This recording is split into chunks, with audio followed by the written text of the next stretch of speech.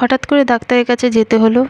মেয়েটার শরীরটা একদমই ভালো না, কালকে সারা রাত জেগেছে, খুব কষ্ট পেয়েছে কালকে থেকে।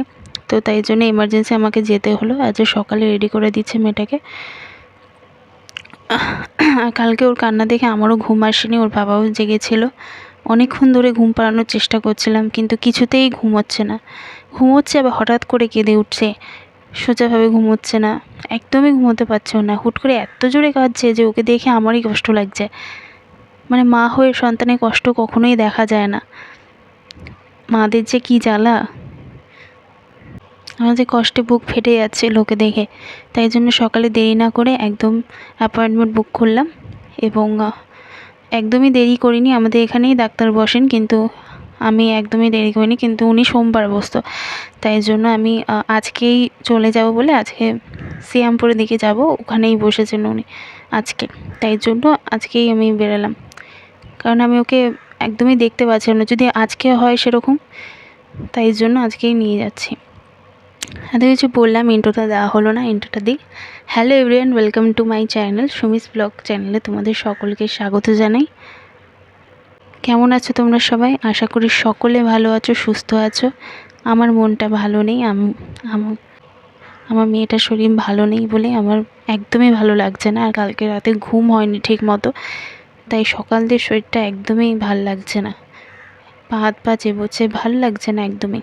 তাও এই নিয়েই আমাকে যেতে হবে, কারণ ওর আজকে কাজ ছিল এবং যেতেই হবে আজকে, নাহলে ও যেত আমার সাথে। এদিকে আমার মারও শরীর অত ভালো না, মা বলছে চল আমি তোকে নিয়ে যাই। তাই মা আর আমি বেরিয়ে পড়লাম যাওয়ার জন্য।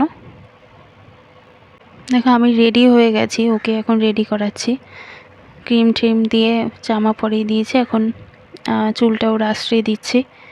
এত দুষ্টু, একটুও থাকতে চায় না এই নিয়ে, একটুও থাকতে চায় না। এই যে বসে বসে এখন কি করছে, কখন কি করবে চিন্তা করে যে কি করব। এখন ক্রিমটাকে নিয়ে এরম করছে।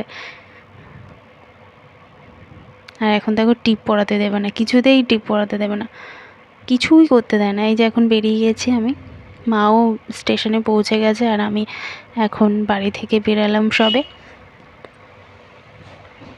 হাঁটছি বাড়ির রাস্তাটা দিয়ে। একদমই ভালো লাগছিল না, যেমন তেমন পেরেছি চলে এসেছি, একদমই কিছু মাখিনি মুখে ঢুকে, একদম পাগলির মতো বেরিয়ে পড়েছি। আসলে মেয়ের শরীর খারাপ থাকলে না আমার কোনো কাজেই মন বসে না, একদমই ভালো লাগে না। আর ওকে নিয়ে এখন বসে আছি স্টেশনে। ভেবেছিলাম ট্রেনে করে যাব, বাট ট্রেনটা আসতে এত দেরি করছিল আর এত জাম ছিল, তাই আমি ভাবলাম ট্রেনে না গিয়ে আমি অটোতেই চলে যাই। অটো করে হয়তো সুবিধা হবে, একটু টাকা বেশি লাগবে, তাই অটো করেই যাওয়ার সিদ্ধান্ত নিলাম। অনেকক্ষণ বসেছিলাম এরকমভাবে ট্রেনের অপেক্ষা, কিন্তু ট্রেন আসেনি। তাই এখন দেখো অটোতে উঠে গেছি আমি, এখন মামকে নিয়ে যাচ্ছি। যেহেতু আমাদের সামনের রাস্তাটা খোঁড়া হয়েছে, তাই জন্য ঘুরেই আমাদের নিয়ে যাচ্ছে, তাই জন্য একটু টাকা বেশিও লেগেছে। অলমোস্ট আমরা চলেই এসেছি যেতে যেতে। আর একদম শরীরটা ভালো লাগছিল না, অটোতে বসে মাথা ব্যথা ঘোরাচ্ছে, এত খারাপ লাগছে। তাও মেয়ের জন্য আমি বেরিয়ে পড়েছি। মারও শরীরটা খুব একটা ভালো নেই, মার স্পন্ডালাইসিস হয়েছে, তার জন্য ঠিকমতো নিতেও পারে না, কোনো ভারী জিনিস টানতেও পারে না। সেই অবস্থায় মা বেরিয়ে গেছে আমার জন্য, আমার মেয়ের জন্য আর কি।